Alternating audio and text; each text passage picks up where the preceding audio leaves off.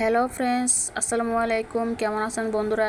আশা করি সবাই অনেক ভালো আছেন। আমিও আলহামদুলিল্লাহ অনেক ভালো আছি আপনাদের দোয়ায়। চলে আসলাম নতুন একটি ভিন্ন স্বাদের রুই মাছের আলু দিয়ে কারি।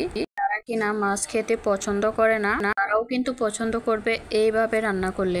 একবার এইভাবে রান্না করে খেয়ে দেখবে, আশা করি ভালো লাগবে আপনাদের। কালারটাও কিন্তু অসাধারণ হয়। চলুন তাহলে রেসিপিটি শুরু করা যাক।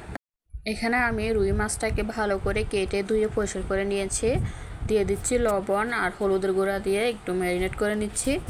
নিয়ে প্যানে দিয়ে দিলাম তেল। তেলটা গরম হয়ে গেলে দিয়ে দিব রুই মাছ।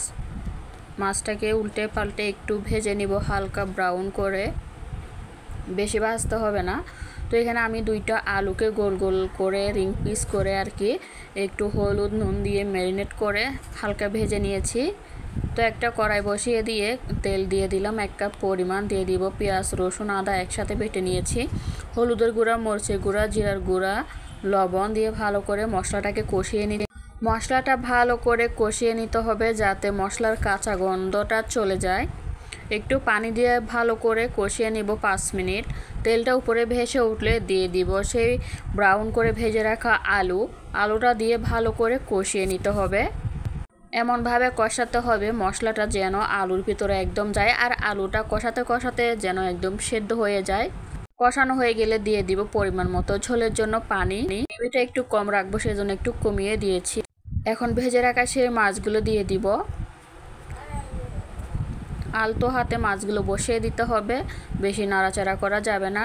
দিয়ে দিলাম সেই হালকা একটু পানি দিয়ে দিয়েছি, আর একটু যেখানে মাছ রেখেছিলাম সেটাতে সে পাত্রটা ধুয়ে একটু পানি দিয়ে দিয়েছি। ভালো করে মিশিয়ে আমি ঢাকনা দিয়ে ঢেকে 10 মিনিট এটাকে রান্না করে নিব। 10 মিনিট পর ফিরে এলাম। দেখুন আমার আলু দিয়ে রুই মাছের কারি একদম রেডি। হালকা হাতে আমি নেড়ে দিব, না হলে মাছগুলো ভেঙে যেতে পারে। তো আমার একদম রান্না করা হয়ে গিয়েছে, কমপ্লিট। দেখুন বন্ধুরা, কালারটা অনেক সুন্দর হয়েছে, দেখতেও কিন্তু অনেক লোভনীয় হয়েছে বন্ধুরা। এইভাবে আপনারা বাসায় একদিন ট্রাই করে দেখবেন, আসলে অনেক ভালো লাগবে। কালারটা দেখুন বন্ধুরা, জাস্ট অসাধারণ, কি আর বলবো। আপনারা বাড়িতে বানিয়ে না খেলে বুঝতেই পারবেন না যে এটার স্বাদ কতটুকু আর কি পরিমাণের হয়েছে।